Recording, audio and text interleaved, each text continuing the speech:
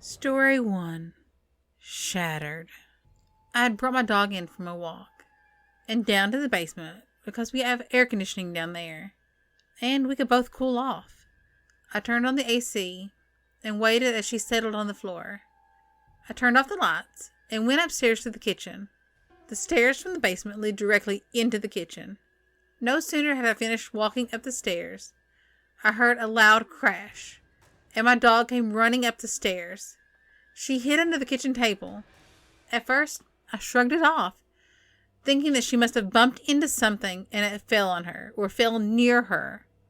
I called my dog to come with me back downstairs, to put whatever had fell at a higher level. But she would only come to the top of the stairs and look down at me. So I ventured down to investigate. Imagine my surprise when nothing was out of the ordinary.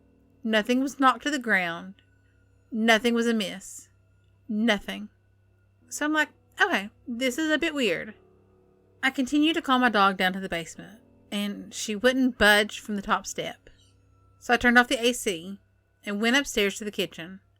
My dog followed close behind me. No one else was home except for my grandmother. She was sitting on the porch the whole time. I have no idea what made the noise or what could have scared my dog like that. She's kind of overweight and only really runs if she has to. Story 2. The Vase. The story is true, at least as far as I remember it. It was a long time ago. I was just really a child, maybe 4 years old. My family and I lived in this old house in New York. It was a 2-story house, the biggest on the street. This house, I always felt strange when I opened the door and stepped inside. Some of the dark hallways I moved very quickly through, as I felt as if someone was following me. I always took the stairs with amazing speed. I would never go downstairs unless the lights were on. This incident, it scared me for the rest of my life. I can still remember it clearly. I was downstairs with my father, and he was about to go upstairs, but I wanted a drink of water. He wanted a beer. The kitchen was upstairs, so that's where we were headed. On the second floor, I was fixing a drink of water. I noticed a glass vase in the cupboard. I wasn't surprised by this.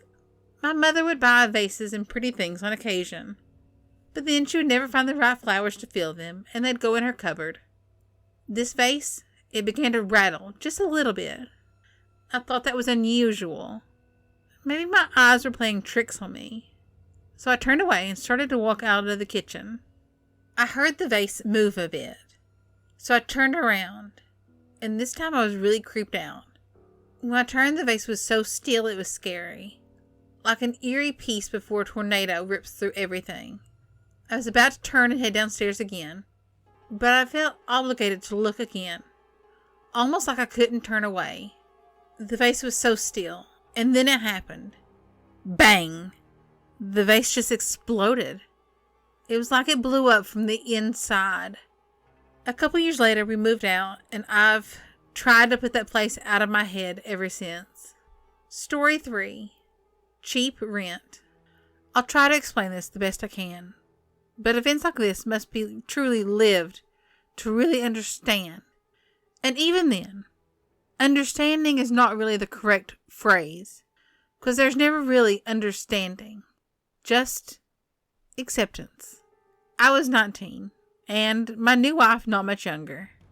We were struggling financially, to put it mildly, but this was 1975. We heard of a house for rent for $35 a month on a gravel road not far from the small town in Arkansas where we were from. This place was a wreck, unpainted, falling down. But the price was right, so what the heck? We were young, and to be honest, we were kind of partiers. As long as we had a place to crash and have our friends over, we would do it.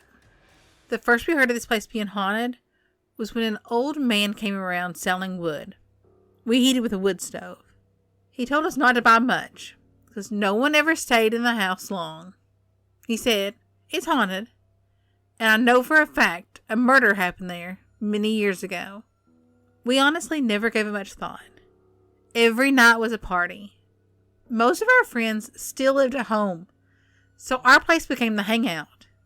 But slowly things got strange. It really started when I took a job in Texas and our moving. It was as if something didn't want us to leave. As if the life we brought this place was somehow welcomed. Anyway, to strive for brevity, there was a room we never used. It was always cold and kind of eerie. This is going to sound like textbook ghost story here, but these are the events. This was a very small shack of a house, and we needed the room, but we just couldn't be in that room long. And this wasn't just us. Everyone said the same thing. So we went to Texas for the interview for the job, and upon our return, we found a very strange sight. Everything from our refrigerator was in the center of the kitchen, in a mound on the floor. Things were missing from around the house. We found the missing things in impossible places at later times. The really strange part was that all the doors and windows were still locked, and no one else had a key.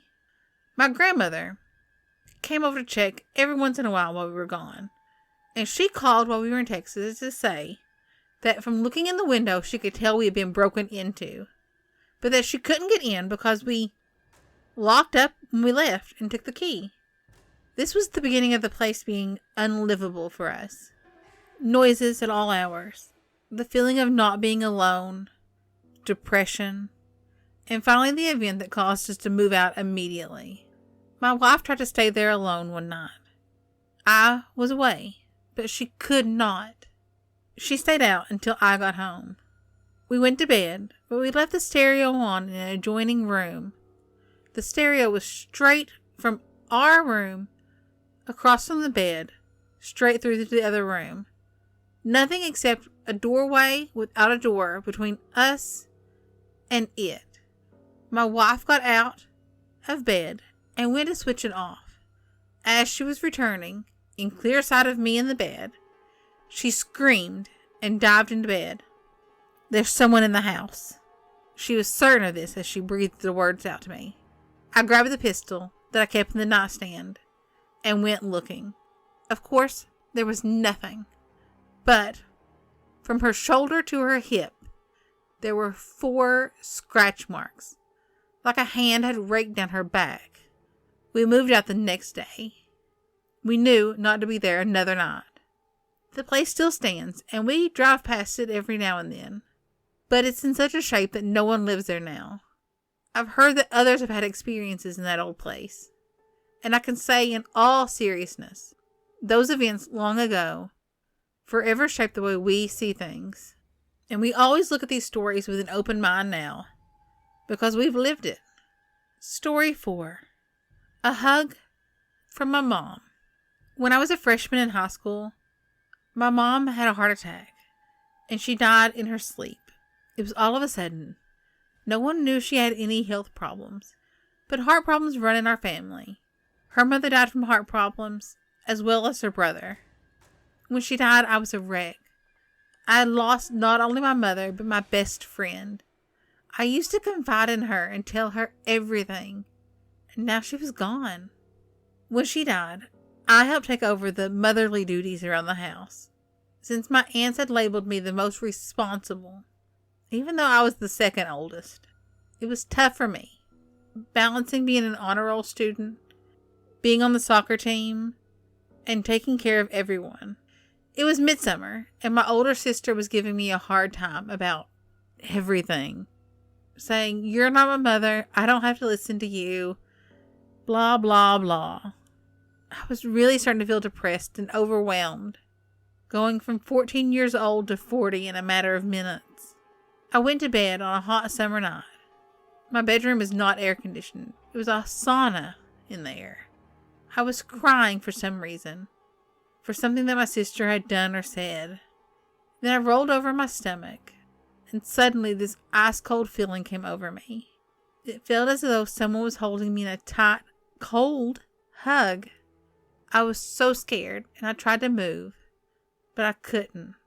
I could see that there was some sort of light behind me. I tried to turn around, but it wouldn't let me. This went on for a few moments, and then everything became normal again. I realized then that it was my mom. She always provided me with the hugs I needed, and I think that she felt I needed one then. It's been 4 years, and I haven't seen anything since then, but I know my mom's still here when I need her. Thanks for listening. I hope you enjoyed the stories. If you did, give me a thumbs up, hit that subscribe button. I really do appreciate it. Bye.